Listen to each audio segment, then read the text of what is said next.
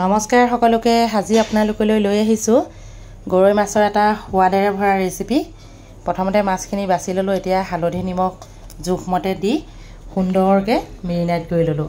গৰৈ মাছৰ মাথাখিনি পেলাই দিয়া নাই, মানে খাবৰ টাইমতহে পেলাম আৰু যিহেতু মাছখিনি এতিয়া মই ভাজি লম।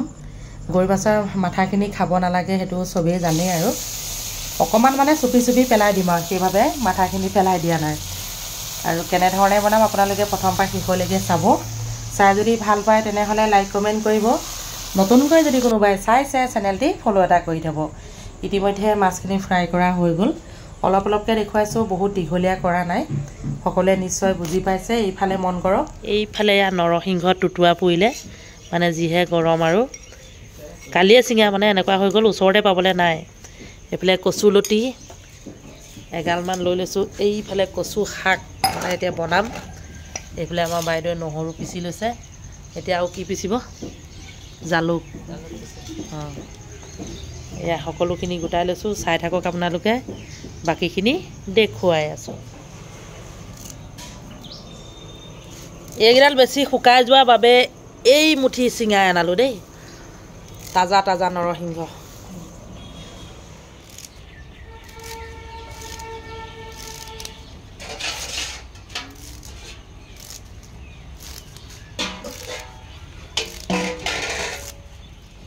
এতিয়া নৰসিংহৰ পাতকেইটা লগতে নহৰু একেলগে মিক্সিত দি পেলাই মিহি কৰি ল'ম। যিহেতু পিচি ল'লে অকণমান জোলখিনি খাবলৈ ধুনীয়া হয়।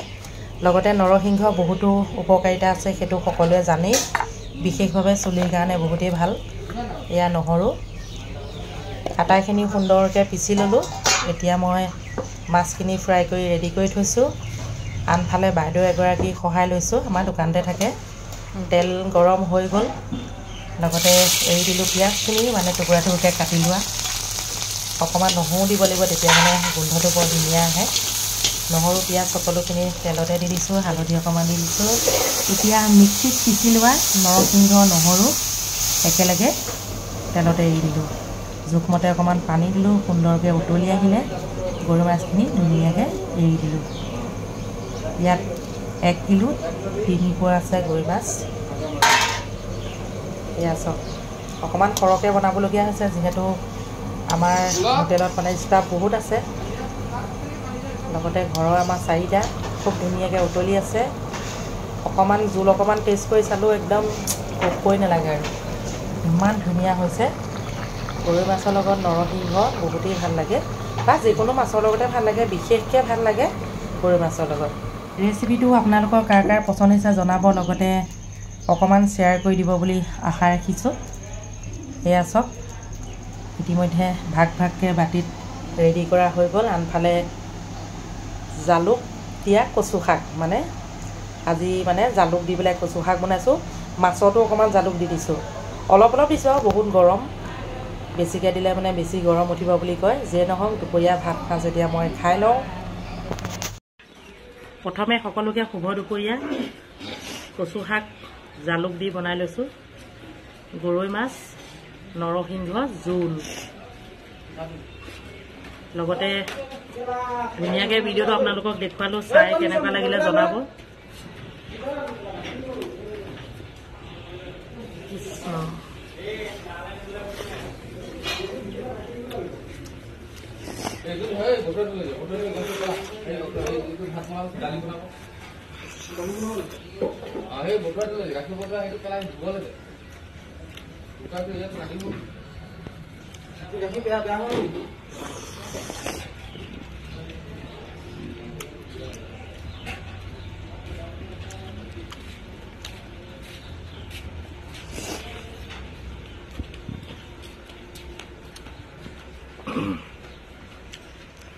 জালুক গৰম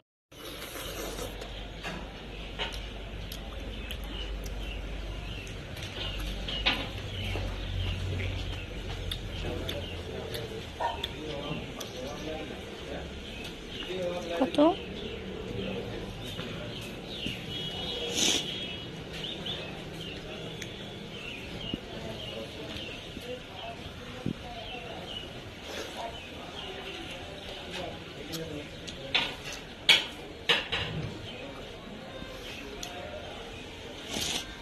ফটো মাৰিব নাই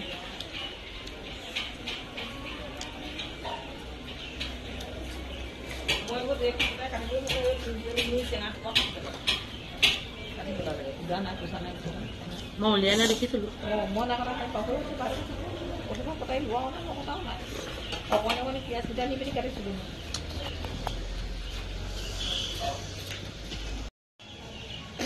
গৰৈ মাছৰ কাঁইট লাগি ধৰিছে ঠিক আছে আৰু সামৰি দিছোঁ ভাল লাগিলে আপোনালোকে লাইক কমেণ্ট কৰিব লগতে হেল্ডি ৰেচিপিকেইটা কেনেকুৱা লাগিলে জনাব বাই বাই দেই খোৱা হাতে বাই বাই দিছোঁ